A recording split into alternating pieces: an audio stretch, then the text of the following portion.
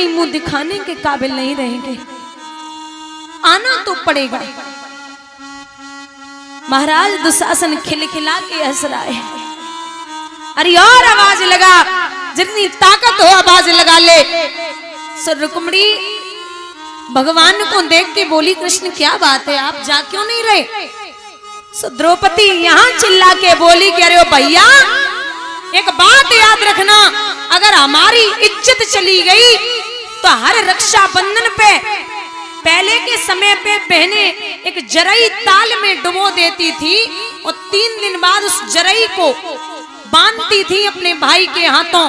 तो भैया इतना याद रखना कि अगली साल जब रक्षाबंधन आएगी तो मैं तेरी कलाई में कभी राखी नहीं बांध सकती, आना तो पड़ेगा। बहुत रोई बहना और कहा करो रोई की एक बात कही द्रौपदी ने, वीरन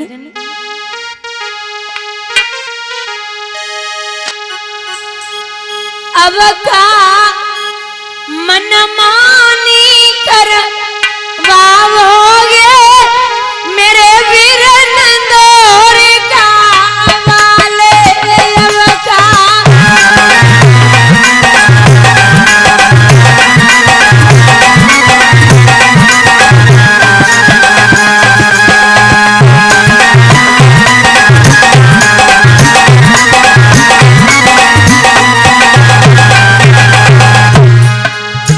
जैसे नरसी की बात वराए,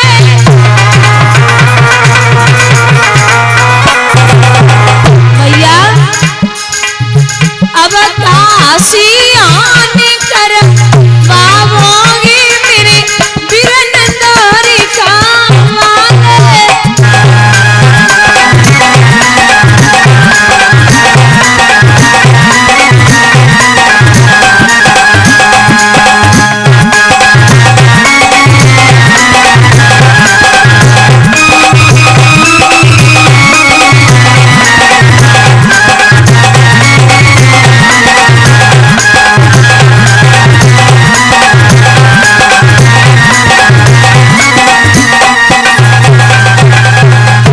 भैया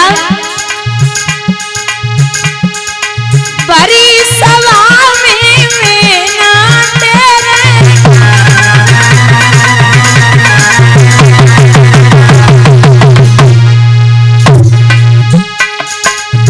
अब कान लगी नहीं उगारी, देखोगे मेरे बिरन दौरी का बाले।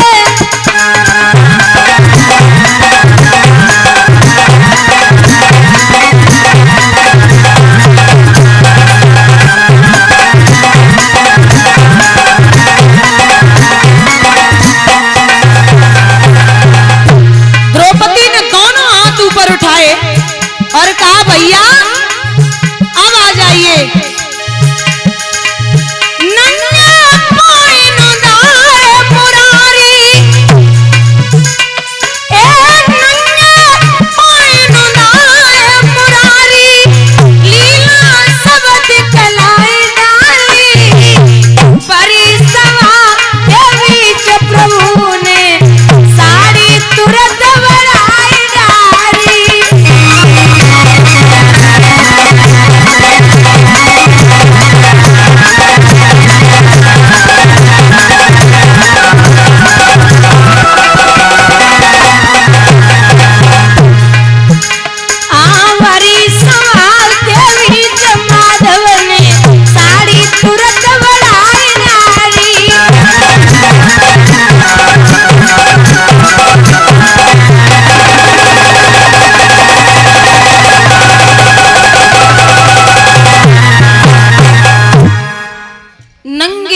नंधाए मुरारी, लीला सब दिखलाई डाली, और भरी सभा के बीच प्रभु ने साड़ी तुरंत बढ़ाई डाली।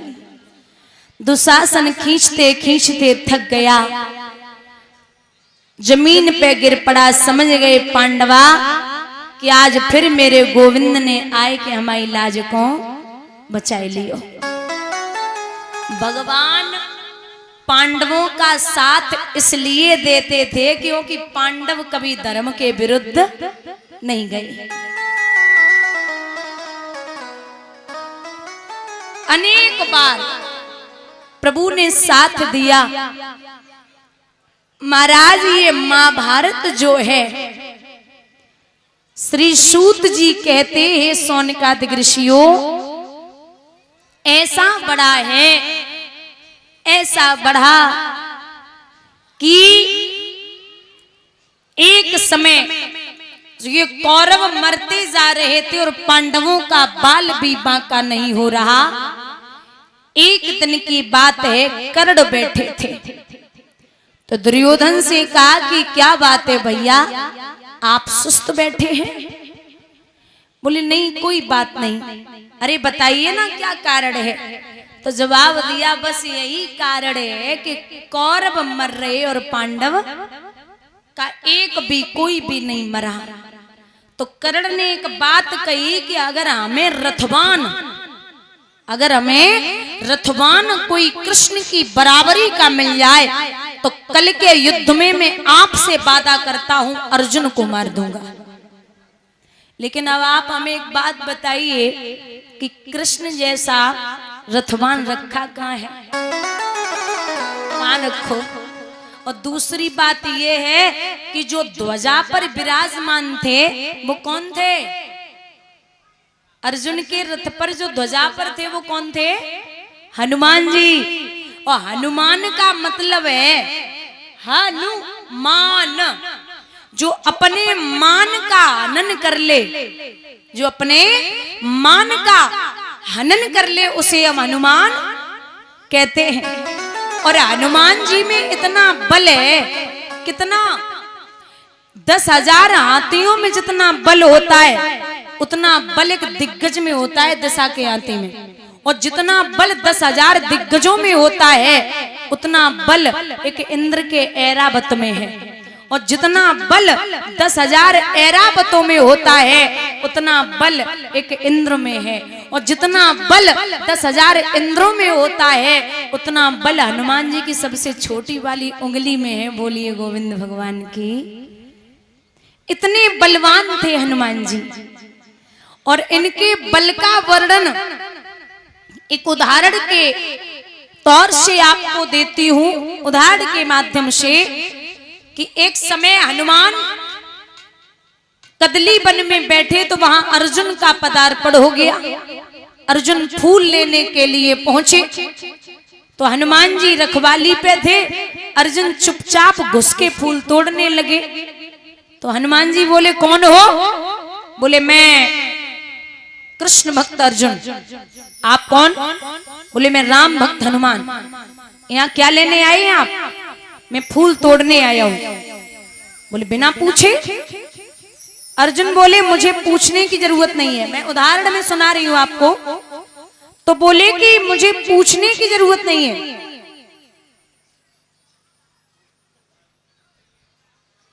अच्छा, बोले हाँ मैं किसी को नहीं पूछ सकता।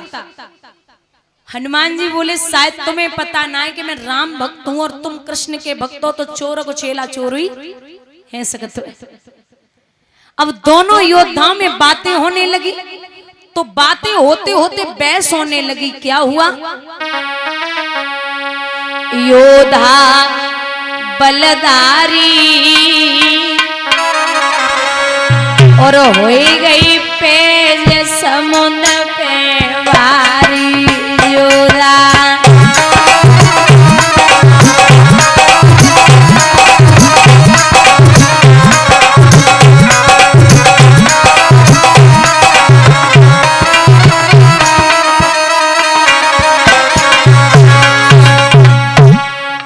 ध्यान देना बुजुर्गों।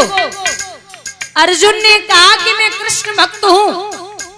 तो जवाब दिया, सुनिए, ए त्रेता में सीता खुई भाई, ढूंढता ते लखन रघुराई।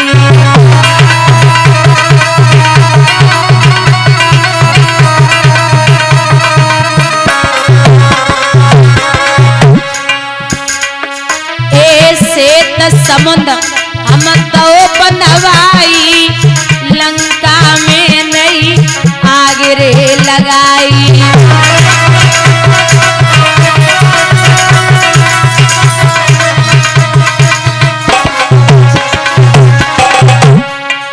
अंजनी महातारी हो गई पेज समुद्र पे वारी योदा।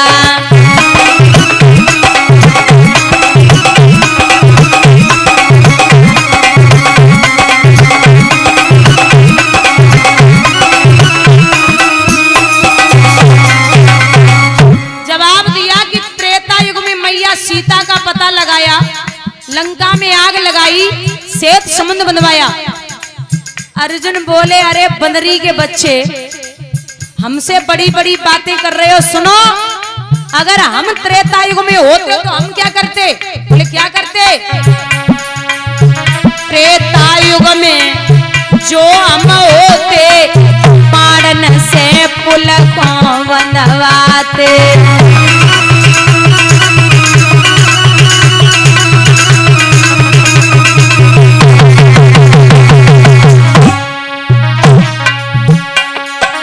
सेना सारी पार ले जाते, रावण को धरनी पे गिराते।